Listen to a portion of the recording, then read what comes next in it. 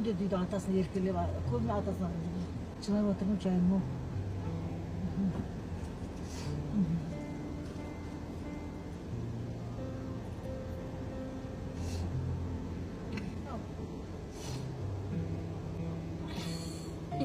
Звондамай қалсаң да жылайды, жыламайды, айтады, мама, не болды демей қалдың ғой деп, мен звондап қоямын, негізді ұмытып кетемін.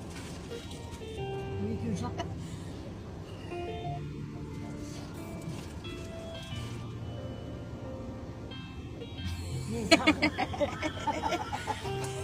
Canım. Kız geliyor yemin çıramaz da cıpslarım. Bu ne bu? Ne kılıcın olmadı ki daha?